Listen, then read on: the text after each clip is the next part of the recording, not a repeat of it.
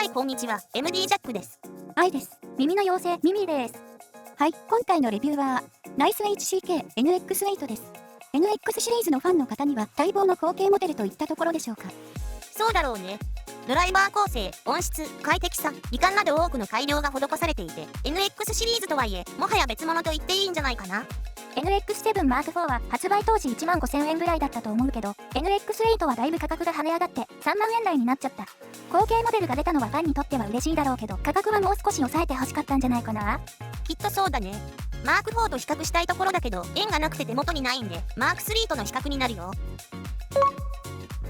外観は全体的に丸みがあって、やや小ぶりに見えます。薄めのマーク3と比べると厚みがあるように見えますが、測った結果は一般的です。片側 6.4g でドライバー搭載数から見ると軽めです。フェイスプレートは表面がちょっと湾曲レンズ見たくなってて、その奥にネビュラがあるので立体的なのよね。光が当たっていないとちょっと暗めだけど、宇宙空間のイメージだしいいんじゃないかな。ドライバーは片側8個、1DD プラス 6BA プラス 1ピエゾ。DD はデュアルマグネティックの 10mm チタンメッキダイヤフラム。BA は NX7 の時より2個増えてる。最初、チューニングノズルだと思っていたものは、測定したら変化なかった。一応ナイス HCK さんに確認取ったら、交換用のスペアだった。NX7 の時はチューニングノズルだったからね。では波形をチェックしていきましょう。今回の音収録はバンドルフィニッシュの中間ぐらいの出方の TRN ティップスを使用しました。バンドル1は最近発売された C04 です。これがフルサイズバンドルされてるのは嬉しいね。C07 は以前からあるけど、これも単品で買うとこのぐらいするんだね。NX8 は3万円台だけど、C04 のフルサイズの価格も含まれてるとすると、実質2万円台中盤ってとこか。C04 は手持ちの TRN ティップス、セドナイヤーフィットオリジン、セドナイヤーフィットセラステックをミックスしたような感じ。で、使い心地はどうなの？リキッドシリコンが苦手な人じゃなければ気に入るんじゃないかな。軸がそんなに長くもなく、密閉性はいい。広域が伸びる感じはセドナイヤーフィットライトっぽい特性とも言えるかな。このあたりね。音収録は TRN ティップスにしたけど C04 で視聴した印象も後ほど触れてみるよ。わかった。今回のサウンドチェックの比較モデルはどうしましょうか。まずピエゾを乗せてるハイブリッドモデルで3万ぐらいで思い出したのがこれ。9 years クインテッドか。それと NX7 Mark III の標準フィルターで、音調整の基準は NX8、バンドルケーブル使用。はい、了解です。ではサウンドチェックいきましょう。音量上がります。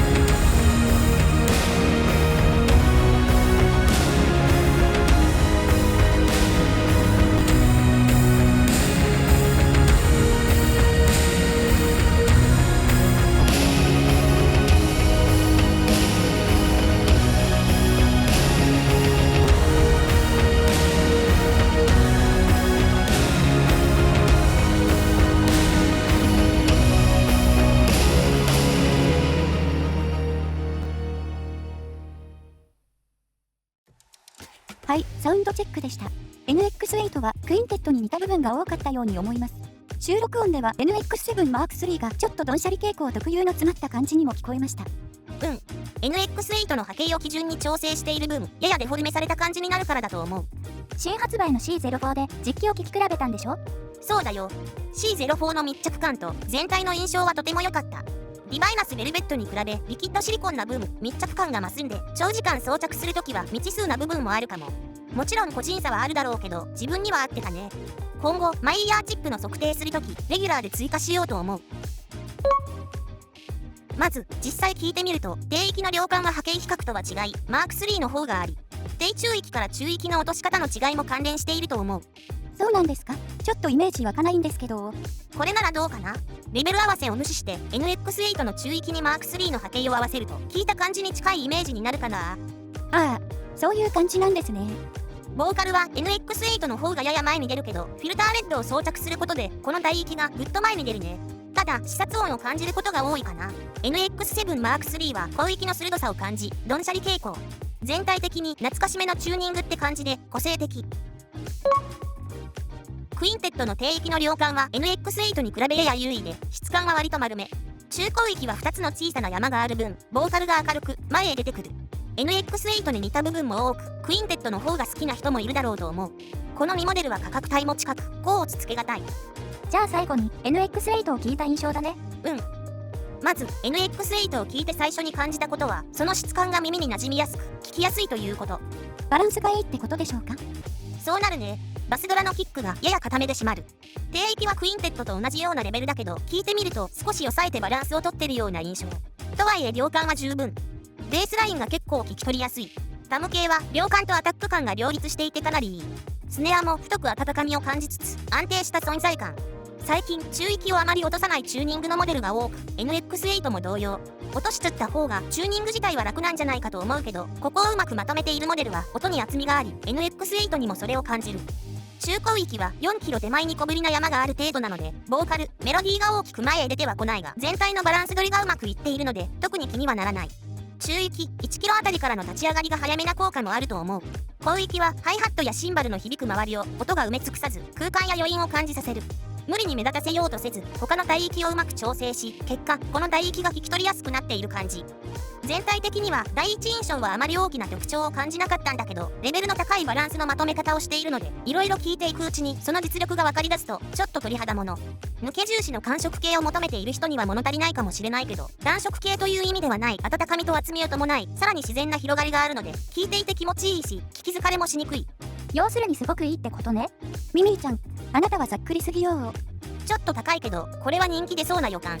はい、愛もそう思います。ということで 1DD プラス 6BA プラス1ピエゾのトライブリッドモデルナイス HCK NX8 のレビューでした。ではまた次の動画で。ご視聴ありがとうございました。 MD ジャックチャンネルはイヤホンレビューを音と波形た言葉で表現します。チャンネル登録お願いします。